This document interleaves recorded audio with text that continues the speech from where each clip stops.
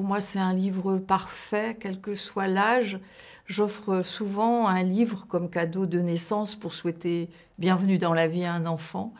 Et ce livre-là, le scénario, la construction de l'histoire, le choix du vocabulaire, la relation de cet enfant et de l'arbre qui grandissent et vieillissent ensemble, et la compréhension de l'arbre par rapport à l'indifférence de cet enfant grandissant et vieillissant. Et le message est tout simple, de l'attention à prêter à l'autre. Et ouais, c'est un livre admirable, vraiment.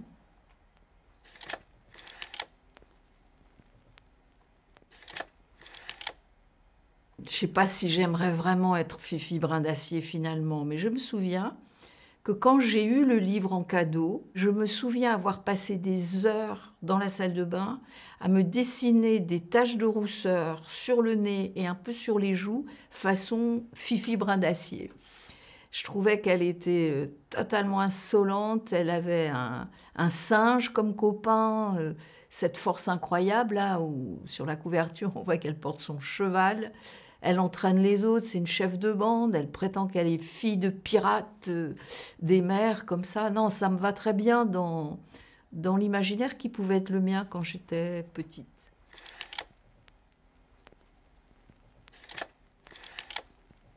Alors le livre que j'aurais aimé écrire, évidemment, c'est un peu prétentieux, parce que Alice au Pays des Merveilles, c'est un gros morceau. J'aurais été complètement infoutue d'écrire une affaire pareille, mais qu'est-ce que j'ai aimé ce bouquin, justement, à cause de la dimension totalement... le mélange entre la logique et le fantastique. C'est-à-dire que petite, je n'avais pas, et je crois que j'ai jamais eu le sens de la logique, et ça me paraissait parfaitement logique, tout ce qui lui arrivait, qu'elle puisse à la fois rétrécir, grandir, cette possibilité de raconter des choses comme ça d'apparence absolument absurde. Un chat sur une branche qui sourit, le chat de Cheshire, j'arrivais jamais à le prononcer. Ces aventures qui paraissent totalement improbables et qui pourtant ont une logique interne. Ça, moi, j'ai adoré Alice. En plus, on me disait que c'était pas un livre pour les enfants, Alice, donc j'avais évidemment envie de le lire. Et j'aimais les dessins à la plume de mon livre à moi. Je me souviens plus du nom, je dis John Turnell, je crois. Et ouais, ça, j'aurais aimé être capable d'écrire ce grand voyage-là, où à la fin, avant qu'elle ait la tête coupée, elle se réveille, quoi. Un art de la chute aussi.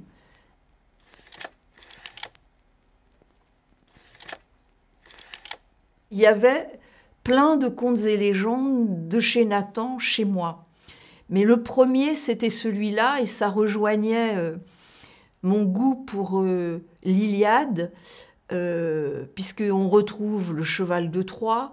J'étais en familiarité avec ces héros du monde grec.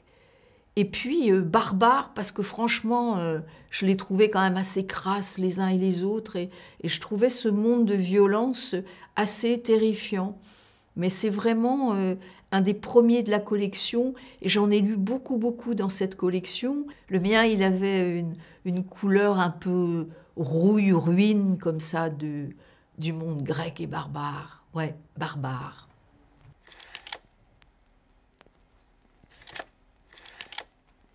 Alors, il y a une délectation à pleurer, bien évidemment, et le sort de Cosette, comme sans doute pour beaucoup d'autres, j'ai aussi beaucoup pleuré sur la maltraitance de Cosette. Je ne l'ai jamais relu, mais récemment, j'ai entendu quelqu'un raconter l'épisode de sa rencontre avec Jean Valjean, le moment où elle va chercher de l'eau envoyée par les Thénardier, et où c'est Jean Valjean qui porte son seau.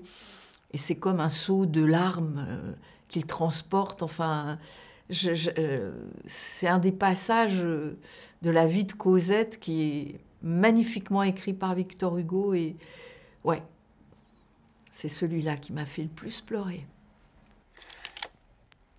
Pourquoi j'ai lu ce livre? Je ne sais pas comment il est arrivé entre mes mains, mais il se trouve que le Brésil était un pays très important pour moi parce que j'avais des cousines au Brésil que je ne connaissais pas. C'était une histoire ancienne dans la famille de me parler de mes cousines au Brésil qui n'étaient encore jamais venues en France. Je ne savais pas si elles parlaient français ou brésilien. Et là, ce récit d'un enfant qui vit vraiment misérablement, qui se prend des torgnoles et qui en même temps s'appelait Zézé, il me plaisait beaucoup dans les émotions que ce livre était capable de décrire. Et puis, c'est à nouveau un enfant qui se confie à un arbre. En fait, j'ai pas pensé, avant que vous me posiez les questions, que ça m'intéresse toujours le lien d'un élément de la nature comme un arbre. Ici, c'est l'oranger à qui l'enfant confie ses secrets. Et de ce petit garçon maltraité qui m'a arraché des larmes et qui me faisait voir le Brésil comme un pays d'unique misère. Et je suis allée plus tard au Brésil et j'ai découvert que ce n'était pas qu'un pays de misère où les enfants étaient maltraités et pleuraient.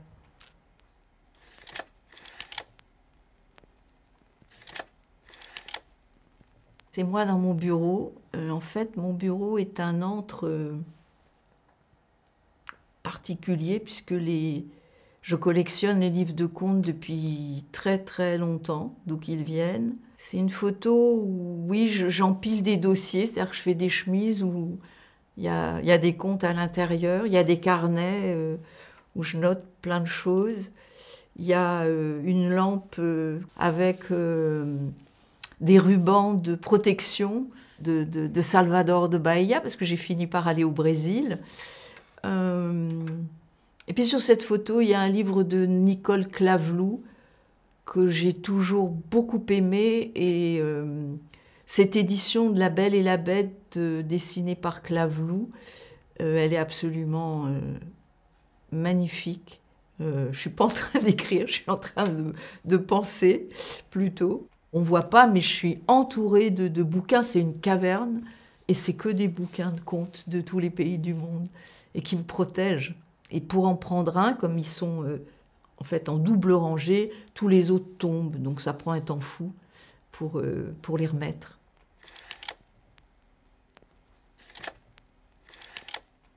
Le lieu qui m'inspire, c'est l'heure du coucher du soleil. J'y vais chaque soir. Chaque soir, c'est un spectacle différent. Les couleurs changent. La mer est soit calme, soit bouillonnante. Elle est jamais vraiment indifférente et j'ai besoin de ce moment-là, l'heure du coucher du soleil au bord de la mer, Cabourg, Calvados. J'ai mis du temps à comprendre, puisque ça fait pas très longtemps que j'ai cet endroit-là pour pouvoir travailler, que le soleil se couchait à des endroits différents, il fallait que je me déplace sur la plage pour le choper. Et ça, c'est une photo que j'ai faite parce que je fais une photo chaque soir quand je suis là-bas. Épatée par les possibilités du ciel et de l'eau.